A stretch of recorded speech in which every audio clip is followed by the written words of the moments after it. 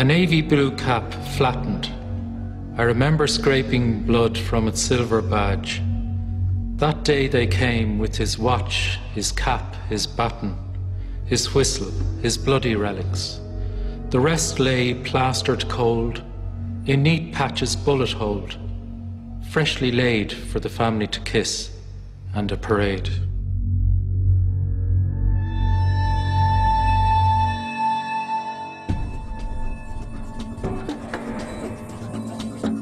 Since the 1960s, a nasty, brutal and violent parallel universe has evolved in Ireland. It's an underworld where all the vices are satisfied at a terrible price, where power is seized by force, maintained through fear and lost to the assassin's bullet. Here life is cheap and the wages of sin are irresistibly tempting. This is the dark world of Gangland. Its grip has demoralized neighborhoods and destroyed many lives.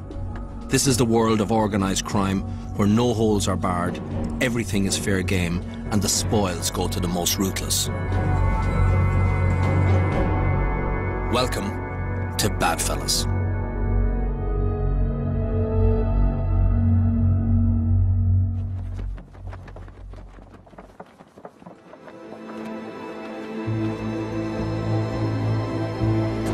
The bodies of the two latest victims of the country's gangland and gun culture were this afternoon removed from the house at Scribblestown Park in Finglas, where they were brutally murdered this morning. Most of those who feel vulnerable and insecure are ordinary law-abiding citizens, people doing their best to make a go of life. They are the ones who suffer first and the most at the hands of organised crime. Martin Marlowe Hyland, one of the biggest, if not the biggest drug dealer in the country, was the gunman's target. But 20-year-old Anthony Campbell was also shot dead, a young man doing an honest day's work. I remember when they released his body and his hand, he obviously put his hand up to protect himself, so he knew. Do you know what I mean? And that's always going to live with me. What was his last moments like, how frightened he was. You know, that's something I live with daily. To have your child murdered is just... I can't even explain it because the pain is that great. I don't think anyone can understand it until it's happened to you. The double murders of gang boss Marlowe Hyland and innocent plumber Anthony Campbell sticks out in people's minds. But nearly 200 others have been gunned down in gangland hits since the year 2000. Badfellas will tell the story of how organised crime took root in Ireland since the 1960s. It's a story of how guns and narcotics arrived on the streets and changed the face of Irish society. It is a story without an end in sight. Proportionately speaking, about 5 times as many gun killings occur in Ireland than do in comparable countries such as England and Wales or in Scotland. So there is legitimate concern about the levels of gun killings in Ireland. It's very simple. People get into organised crime because there's big money to be made. Some people get in at the small end and suddenly it just grows and grows, and the next thing they're high up in the pyramid and they're subject to the disciplines and to the threats of death and the possibility of actually being murdered because they have lost money or lost a shipment or even just pure suspicion that they're talking to somebody. Drugs underlie so much of the murder and mayhem that we have on the streets, the high level of murders. It has to do with internecine gang rivalries, falling out with one another, double-crossing one another, stealing one another's shipments and loads of drugs. It's hard to find a murder that actually wouldn't be attributable to drugs in some way. I would say number one priority is organised crime because it's such a blight and a cancer on our society, and if it's not checked, it'll spread throughout the country. It's like any cancer, it'll grow and grow and grow. Organised crime is big business in Ireland. According to the Health Research Board, the drugs trade alone is worth €5 million a day. That's €1.8 billion every year. Earlier this year, the United Nations Office on Drugs and Crime described organised crime globally as the new superpower. For example, heroin into Europe alone was about 20 billion and counterfeiting into Europe was about 10 billion. Irish organised crime is just part of a vast, shadowy global enterprise. In America, the underworld's colossal financial clout has long been seen as a sinister force to be reckoned with. In the mid-90s, a former president, Bill Clinton, referred to it as a clear and present danger to the national security of the United States, and that has only developed further and has gotten worse. Just one group, La Cosa Nostra, in the United States alone was estimated to make over $100 billion in 1 year from illegal gambling. When you consider the other groups that are involved, Russian organized crime groups, Irish organized crime, Asian and Balkan groups, then you consider the other criminal activities, drug trafficking, prostitution, counterfeiting, and cyber crimes. The numbers are astronomical.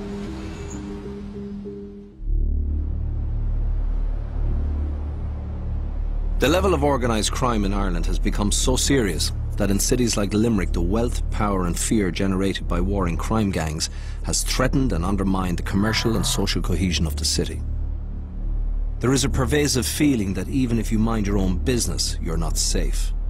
And if you do stand up for your civil rights, be prepared to pay a very high price. Roy Collins' family ran a number of pubs in Limerick City. The victim was shot after two gunmen entered the amusement arcade which adjoins the Steering Wheel pub in Roxborough shopping centre shortly after noon. The victim's family had been subjected to gangland violence in the past. The first cousin of Mr Collins' was threatened and shot in one of their pubs in December 2004 after he refused entry to a 14-year-old girl. Wayne Dundon, a member of the McCarthy-Dundon faction heavily involved in Limerick's feud, was subsequently jailed for 10 years for threatening the man, but no one has been convicted for the shooting. We gave evidence like to put the leading member of the McCarthy-Dundon gang away, and that wasn't going to be left go. I thought it was. I thought it kind of got it, but we were wrong. Like they wanted to get back at us for that, like, and that's what happened. Life as we know it is non-existent now. Being followed by Gardaí everywhere you go. You can't socialise. We'll have a sentence for the rest of our life of looking over our shoulders, of being protected by Gardaí, and it's no life really.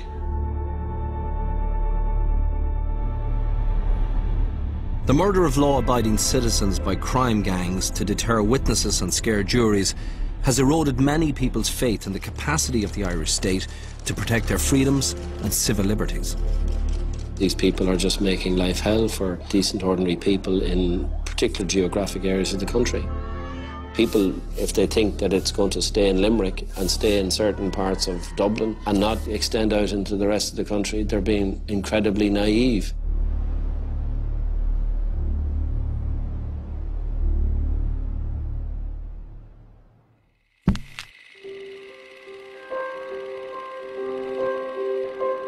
To tell the story of how and why organised crime took hold in Ireland, we must go back to the 1960s. Although no one realised it at the time, it was the twilight of an age of superficial innocence. A safe, secure, stable society, almost crime-free, where bicycles went unlocked and hall doors were left open. The Guards are an impressive force, big men, suggesting bogland scenes in the centre of gas and petrol fumes, suggesting also comfort and stability.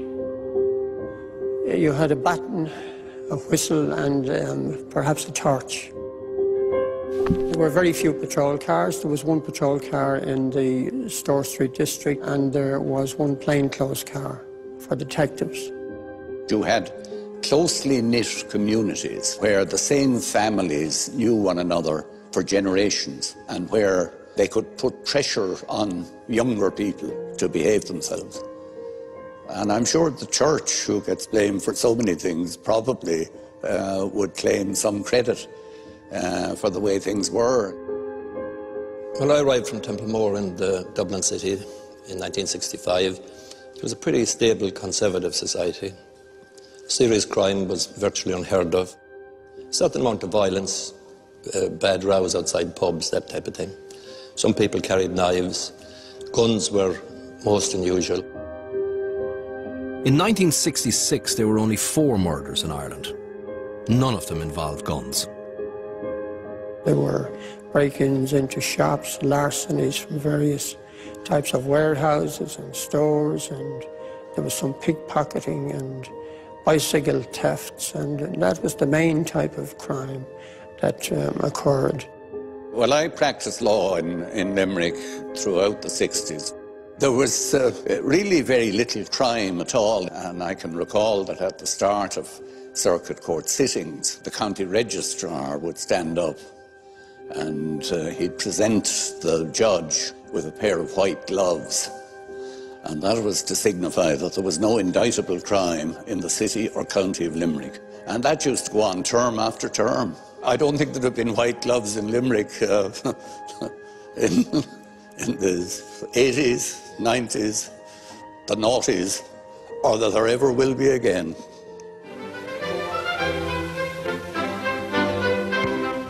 Dublin once had many gunsmiths. Today, rods and guns can be bought in many places, but in the early part of the century, they were sold by specialists after long consultation. Gun crime was very rare in Ireland in the 1960s, and not only was it very rare, the types of gun crime that occurred were very different to the types of offences that happen today. The offences that occurred in the 1960s usually involved parties that were known to each other, and usually it was some kind of strife, perhaps over a domestic incident or over land. But we're talking about crime figures in single figures in the 1960s. From the mid-1960s, petty crime in Ireland was on the rise. The country was changing. The ties that bonded communities together began to slowly unravel. But serious crime was still a rarity.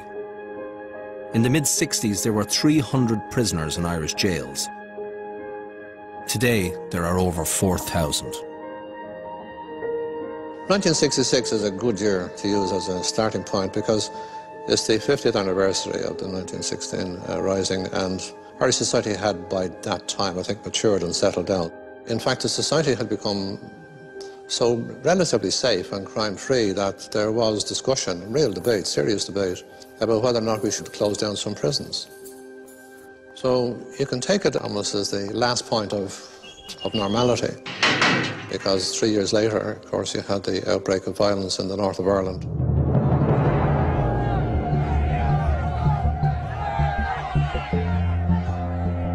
The 60s was an era of ferment.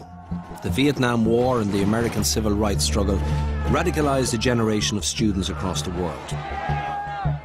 This turmoil spawned urban guerrilla groups committed to armed revolt. The Baader Meinhof Gang, the Weather Underground, the Red Brigades. All believed power came from the barrel of a gun. In Ireland, these currents created a faction called Saor Éire. Saor Éire would change the face of crime in Ireland by bringing in the gun. What you had was an organisation which comprised with some ex-IRA people, some you describe as revolutionaries, some could be described as anarchists, who formed this organisation called Saor Éire. There were paramilitaries, they were subversive, they robbed banks, apparently they kept some money for themselves. They put a lot of planning into their operations, and they were very volatile, very violent. Saor Éire claimed they wanted to ignite a socialist revolution by attacking the establishment. This would be achieved by robbing banks and using the proceeds to somehow encourage workers and small farmers to overthrow the government and capitalism in Ireland. The point at which you begin to see the gun emerging in society down here is when it became used in armed raids. And if you're a self-professed socialist, which many of them were, they had the added incentive of saying they were taking it from the capitalist system, or from the financial institutions of the capitalist system, so all that was good. Almost 2 years before the outbreak of the Troubles, Saor Éire struck their first blow for a socialist republic in Drumcondra on Dublin's north side. The date was February the 27th, 1967. The occasion was the first armed robbery of a bank since World War II. That day, Saor Éire gunmen entered these premises and stole £3,265. In today's money, that was worth over €100,000. A tidy sum to start a revolution.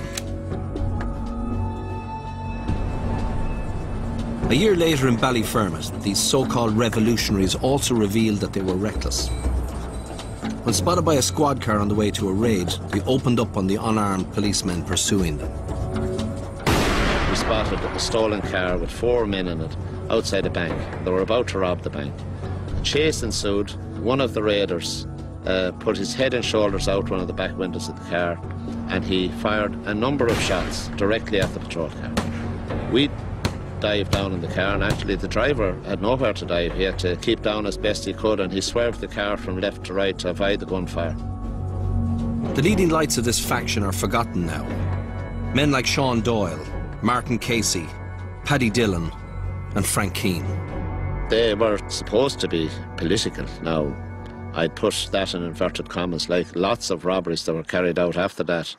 Every robbery that was happened through the 70s and 80s, there'd be one of the gang trying to speak with a northern accent and claiming it was political. Sarah Era was connected to Dublin's emerging underworld. Among their membership was a man who would in time become the godfather of Ireland's first major organised crime gang, the Duns. That man was a charismatic character called Christy Bronco Dunn, the eldest of 22 children from Crumlin in Dublin. It was this career criminal who used his English gangland contacts to provide Sarah Era with some of its arsenal of guns. The weapons were stolen from a firearms factory in Birmingham. Bronco was to blaze a trail that other gangsters would soon follow. First time that he came to prominence as being a political figure was after there was a man named Walsh blown up on the railway line. He was a member of Sarah Era, up near the Phoenix Park. And Christie made a bit of a speech at the GPO and fired a shot, if you don't mind. And then he was obviously accepted in as a member of Sarah Era, and he was convicted in the district court. I think he got 6 months. He assaulted the judge at the time, so he was really making himself a figure, a leading figure in Sarah Era at that time. In February 1970, here in this town in Rathdrum, they took over this town, set up roadblocks, cut phone lines, fired shots over the Garda and robbed the bank of £1,500.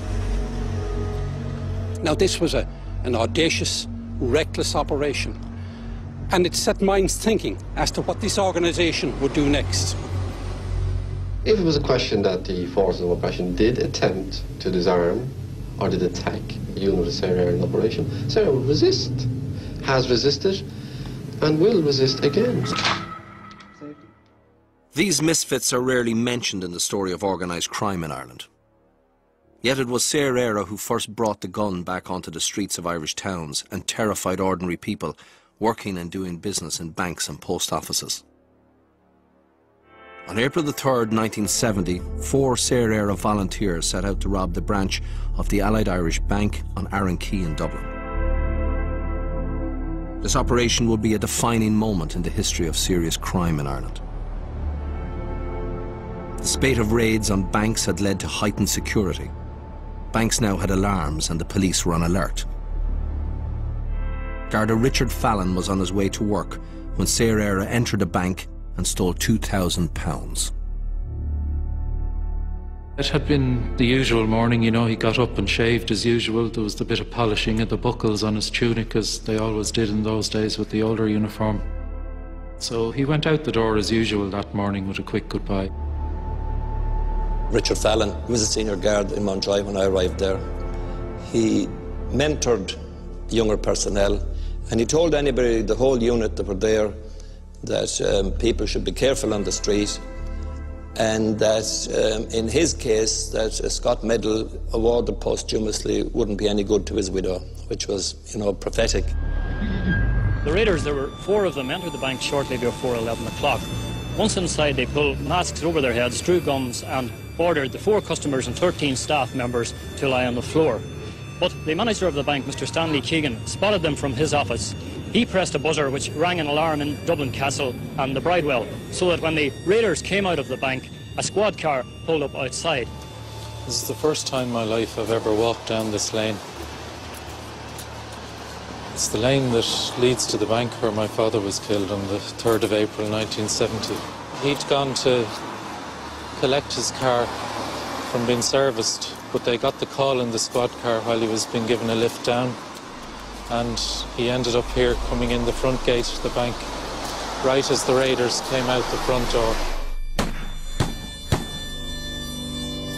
I heard shots which were fired either just at the door or outside the door.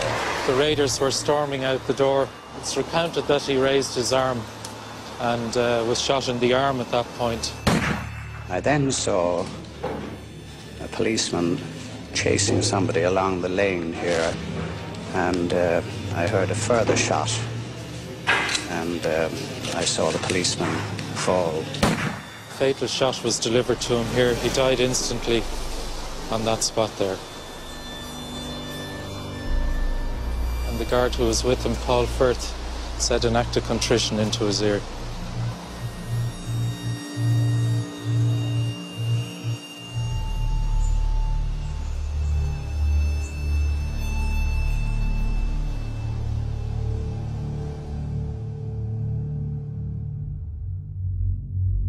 That sent shockwaves through everybody on the island of Ireland, I would say, at that particular time.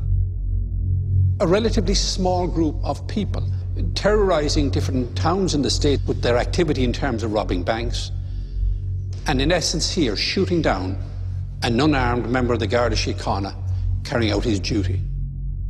We had really crossed the Rubicon, because now we are into the era of the gun.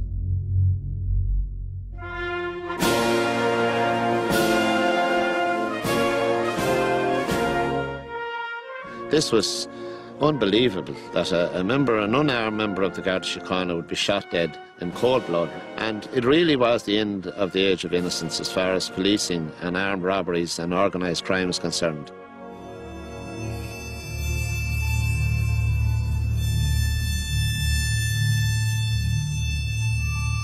When all the public eye was taken away from it, we were, like all families, in a bereaved situation. You're on your own. And I remember going upstairs one day at that point and opening a cupboard on the landing, and some of my father's shoes were in the bottom, and I remember stepping into them just trying to remember how big his feet were, and I could feel the imprints of his toes in the bottom of the shoe, and it kind of gave me a shiver, you know, and it was a sense that, yeah, they've taken him away from us, Dad isn't there anymore.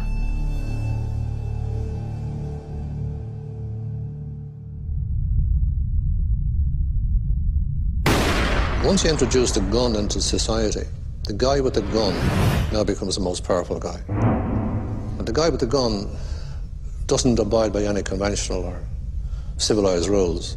He makes his own rules. I think the fact that there was so much subversive crime, and because the subversive crime turned to things like bank robberies and so on, and the enrichment of those who were involved in it, it began to generate the feeling in the minds of other non-subversive people that they might as well take the benefit of it too. Ordinary crime then began to develop, if you like, in parallel with the subversive activities. Re-enter Christy Dunn and his crime family of 8 brothers. This group would help nurture, sponsor, induct, recruit and train several individuals who would become major international crime figures over the next 30 years. Martin Cahill, the General, John Cunningham, the Colonel, George Mitchell, the Penguin, John Gilligan, the Warehouse Man. They and other outlaws all started their careers on heists, strokes and raids initiated by the Dunns. I would have to take the responsibility for introducing serious crime into the family, only because I felt with my brothers that if we ever did do anything together, which we have done, that it was a close-kept secret between us. We worked together, we could depend on each other with our lives, and we knew that whatever we did, nobody else would ever know about it. Larry and Vianney and Shamey and Christy, they all were into robberies. And they accumulated money through robberies, mainly jewellery robberies or cash or whatever they could get their hands on. Now, there'd be big jobs to be done. They wouldn't be doing small hold-ups. They were very violent. They certainly were into the upper echelons of crime, serious crime. Their father, Christie Sr., was a bad fella in his own heyday. Old Bronco was an ex-con who had served prison time for killing a man. He was proud of his sons. Were you aware that your sons were robbing banks? I was, yes. Yes. And I quite admired them for it. You admired them for robbing banks? Yes. Why? As long as nobody was hurt. Why? Well, they were getting money the handy way.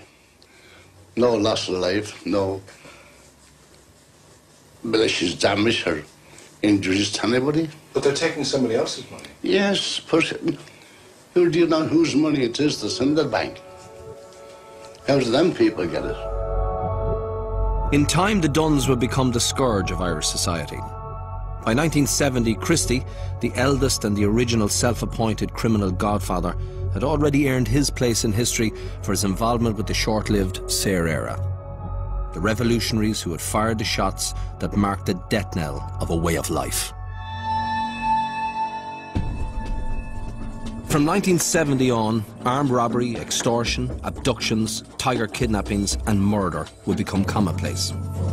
The chaotic 70s would create Ireland's first generation of criminal godfathers as crime gangs sought to imitate the paramilitaries. The state, distracted by divisions from within and attacks from without, failed to notice the looming menace of organised crime. The era of the bad fellas was upon us.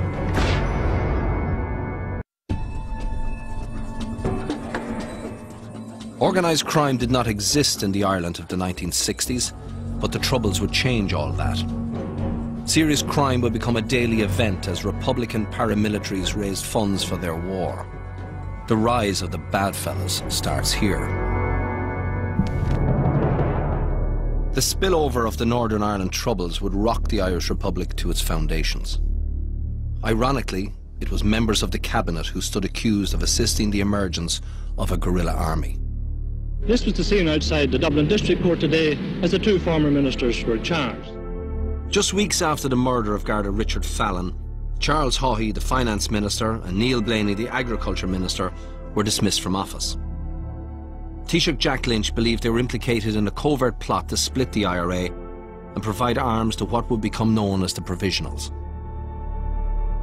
In the years to come, the Provisional IRA would send crime rates off the charts. For the new Justice Minister, Des O'Malley, it was a baptism of fire. It was a very serious threat indeed to the very integrity of the state.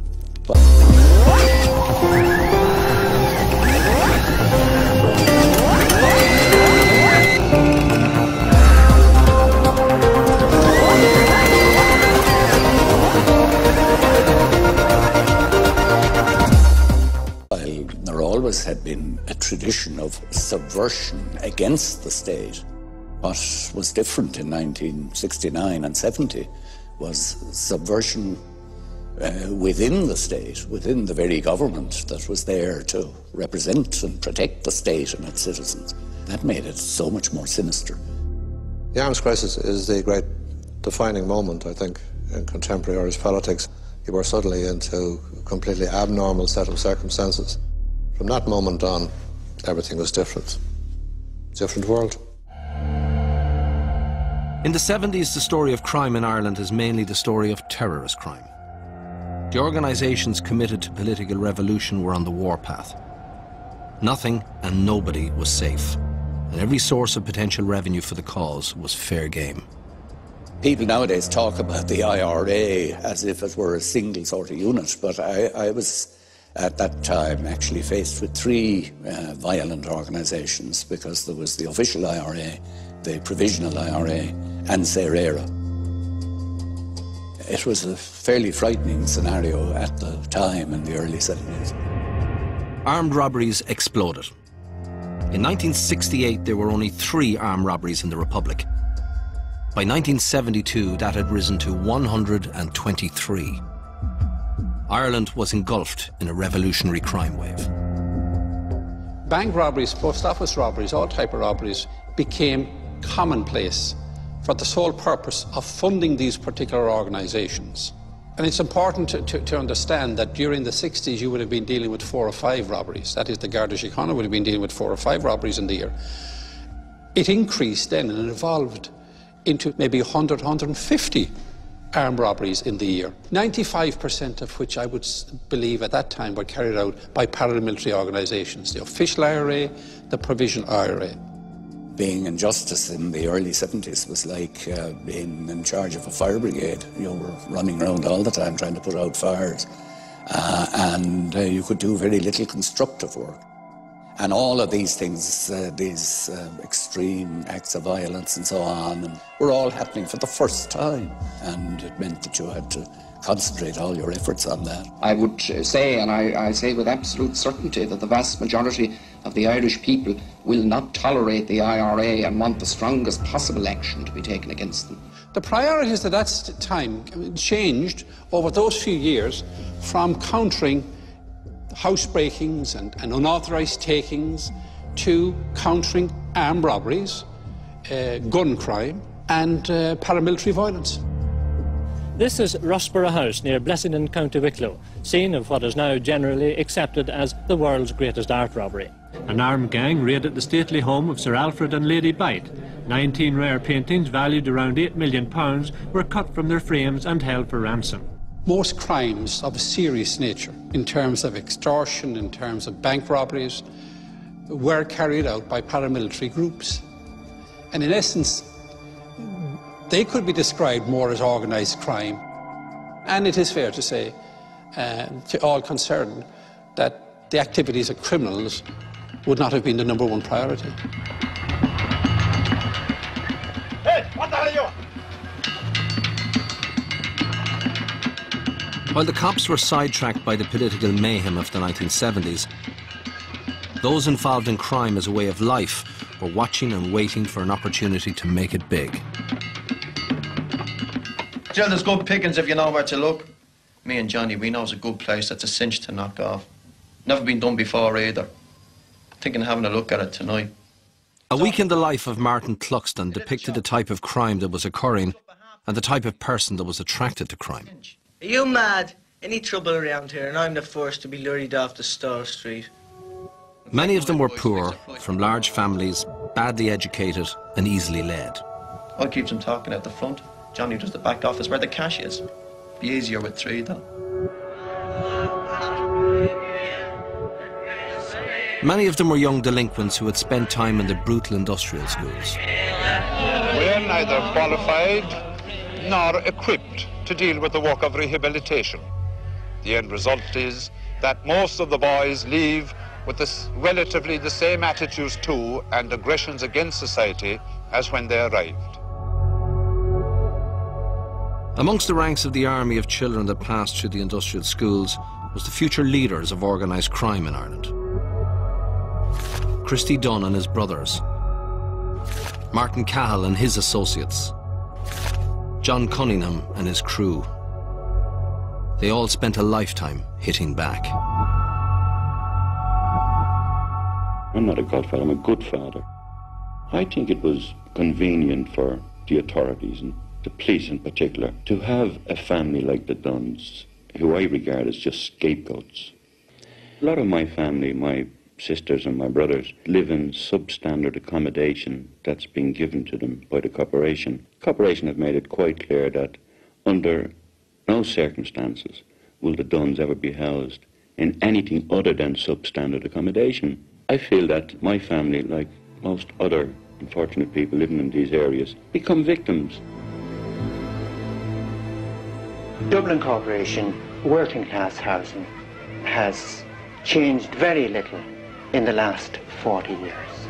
You're dealing with people all of the same class. It's much easier to treat them like an army, to transplant them from A to B. They've very little choice in the matter. If a child is to improve, it will be in spite of the environment. Of course, crime and criminals come from deprivation, lack of opportunity, lack of education. But in the very same localities, other families do well and prosper and never get into trouble of any description. So there must be some responsibility on the individual. Criminals that I would be familiar with in the city would fall into different categories. There would be those who initially did it out of need. Perhaps family conditions, family circumstances were not good, families were dysfunctional. They had nobody to show them the way. And there are those who are career criminals, in it for the making of money. Generally, what appears to be the case is that when legitimate avenues have been cut off, that some individuals, maybe because of economic or maybe even personality reasons, will turn to organised crime, because in a business sense it makes sense to commit such crimes. My research indicates that that's not enough to explain serious crime, in particular gun crime, that there are rational factors at play, but that there are also social factors and oftentimes personality factors also. I think the criminals that progressed in the area of crime, such as Martin Cahill and his gang, or the Duns and the people that they were associated with, they simply upped the ante in relation to their activities, and it was the times that were in it that allowed them to change. Certainly, the northern situation would have given them a different perspective and perhaps a greater incentive to become involved in armed crime. In the early 1970s, these career criminals still enjoyed an open season and hadn't come into the frame yet. In 1973, the political upheaval that had convulsed the state resulted in a change of government. There are now 70,000 people unemployed. 70,000 people, despite the grants that are available, despite the opportunities of better markets in the EEC, and so on, there are still 70,000 unemployed. The National Coalition of Fine Gael and Labour aspired to improve social conditions and promote a fair deal for all. But those ambitions didn't survive for long in the teeth of a renewed IRA campaign.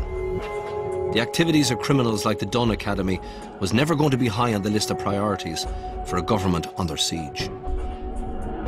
Major crimes in those days, and that would include armed robberies and kidnappings, my recollection is that they were exclusively carried out by the Provisional IRA, and that the Cahills and the other major gang figures had not yet emerged, but they're obviously on the sidelines taking note. The IRA actually became the predominant issue, and it got to the point where I would say that it would have occupied half of our time on a day-by-day basis. We have to decide what the priorities are and to tackle these as we see them. The IRA at that point referred to us all as quislings and traitors, and at a point in this government, every member of the cabinet was under threat of assassination. By 1974, lawlessness was rampant across the island. The Troubles had claimed hundreds of lives. Murder was now a way of life. There was a man lying, his two legs were mutilated, his side of his head was literally cut off. There was a young baby. She was like a rag doll, she was all torn to pieces. On the streets of Monaghan and Dublin, a UVF bombing atrocity would take over 30 lives. In this highly charged atmosphere, organised crime was not on the agenda. In Monaghan in March 1974, an IRA outrage would reinforce the sense of siege felt by every member of the government. 35-year-old Senator Billy Fox was a member of Fine Gael and a government supporter. A Monaghan Protestant, he lived on the front line. I have very happy memories of Billy Fox. He was only 35 years of age at the time, and he had a future in politics. He was bright, he was articulate, he was personable, he had all the things going that politicians are supposed to need. This was the Coulson homestead near Clones. Marjorie Coulson was to be married to Billy Fox. One night in March 1974, 13 IRA volunteers came here on an operation. Senator Fox came to visit his girlfriend Marjorie Coulson, as he had been doing fairly regularly. But at the time he arrived, about 10 o'clock last night, the house was being raided by a party of armed and masked men who said they were looking for arms.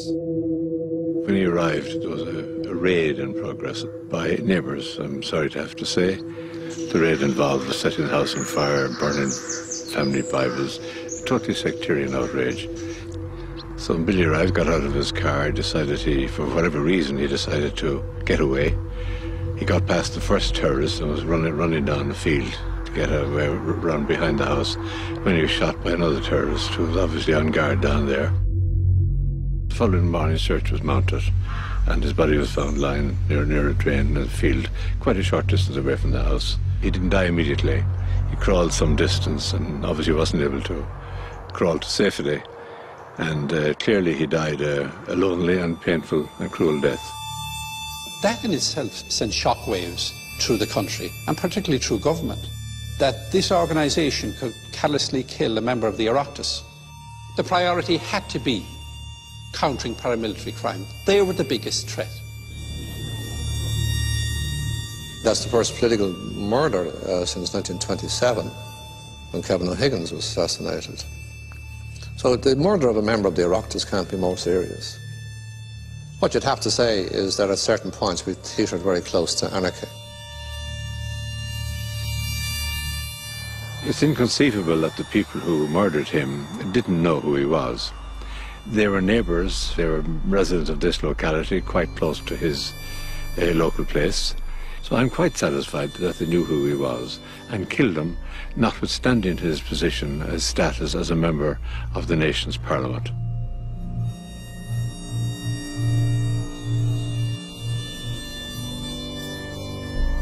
The killing of Billy Fox, just like the gunning down of Garda Fallon, is forgotten now. The senator's assassination was then just one of many murders the government had to deal with.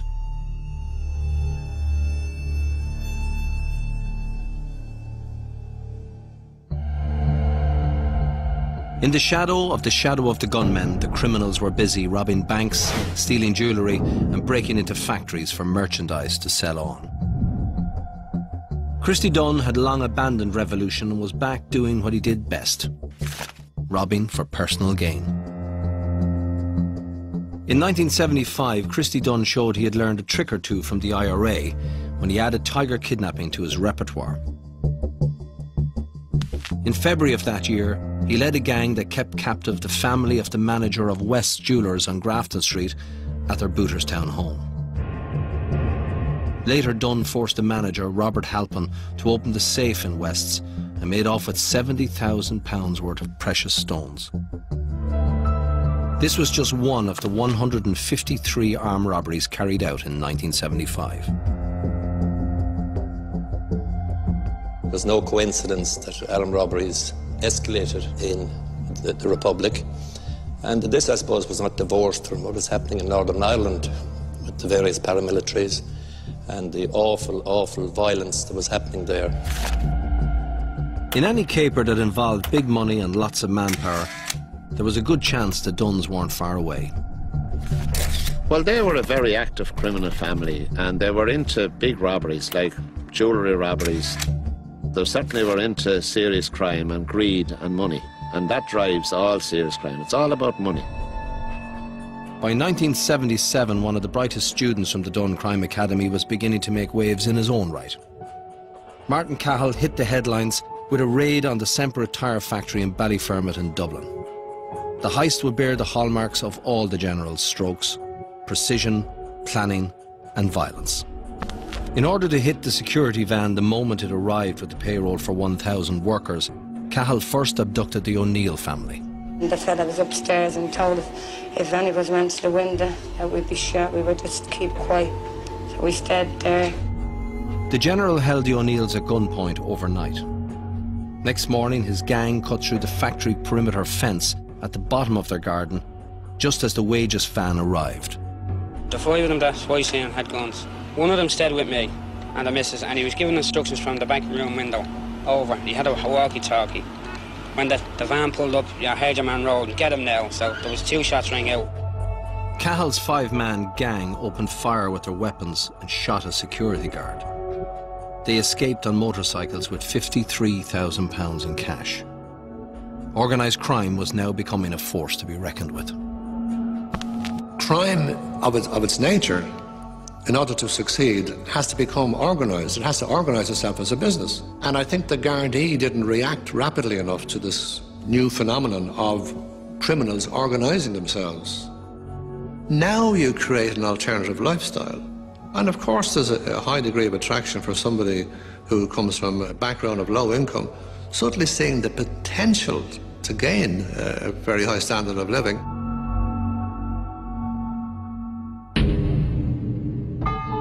In 1978, the Duns carried out a heist in Roscrea, County Tipperary. This was to be a decisive turning point in the story of organised crime in Ireland. Antigen is something of a modern miracle.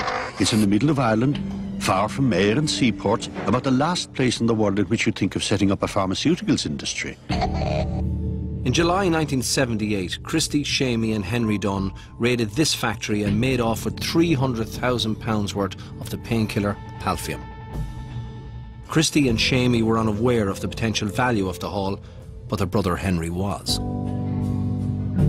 Henry paid his brothers £3,000 for their share and sold the painkiller for a massive markup on the black market.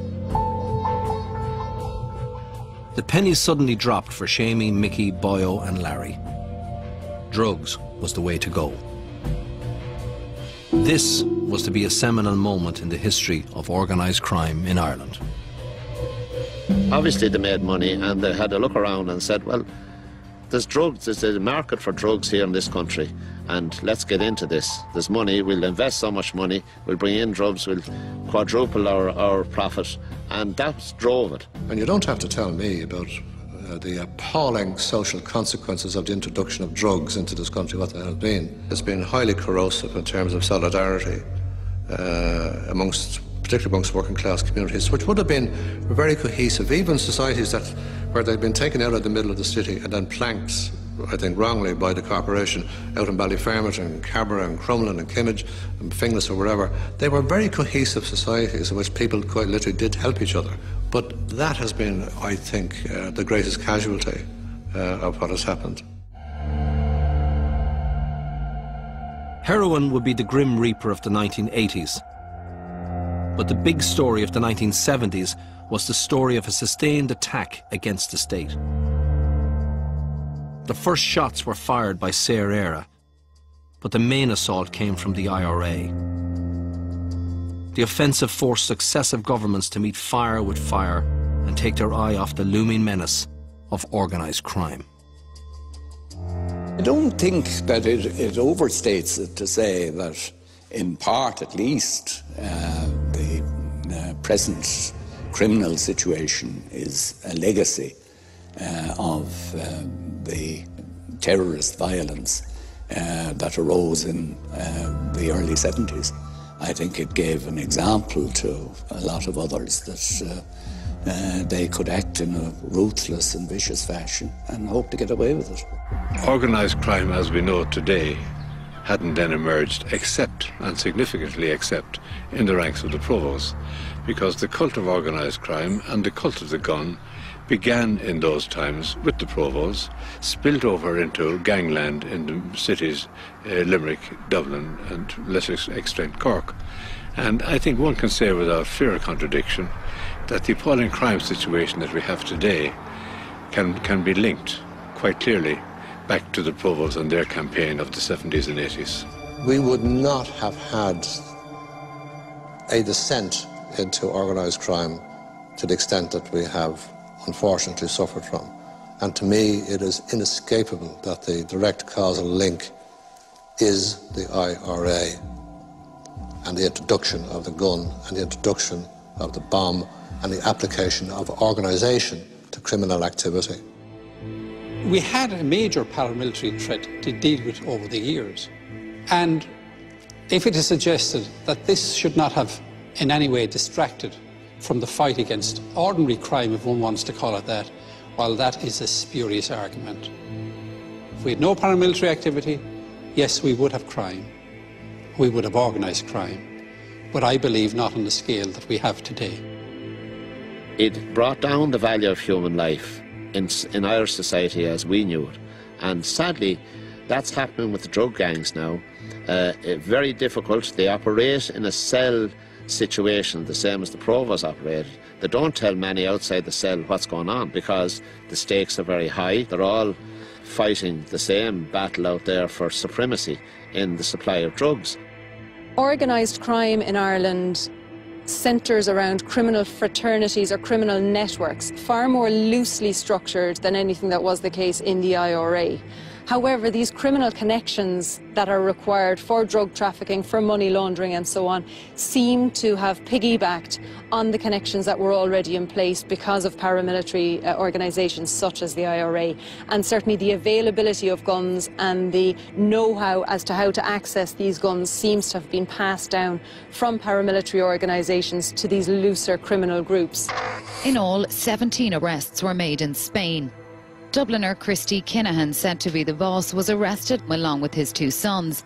The fact is that, to our shame, we have created a mafia that's the equal of any mafia anywhere in Europe, and we have created an international criminal problem of a high order, and that is the legacy. Some are still living with the toll of that bitter legacy. In 1970, when Garda Richard Fallon was murdered by Sarah, few could have imagined the scale of the grief that was to come in the years ahead. My father's death was the breaking of the taboo of murder in Ireland, in that from then on life became not too high a price to pay in violence and in crime in this country, and I don't think it's ever gone down since. In fact, it's exponentially increased ever since. The gun was here to stay. But it was narcotics that would propel organised crime into the big time. The Duns would bring it in by the kilo. The profits that were to be made, they simply could not resist. Some of it, frankly, was quite unbelievable. Their old associate, John Gilligan, would bring it in by the ton. The Gilligan gang brought drug trafficking in this country to another level. They brought an almost business-like structure to their empire. The spoils were so good, a new wave of gangsters would emerge. Some of them think that they have a degree of respect, but the reality of it is none of these gangs last longer than 3 to 4 years. With so much to gain, all this would lead to war.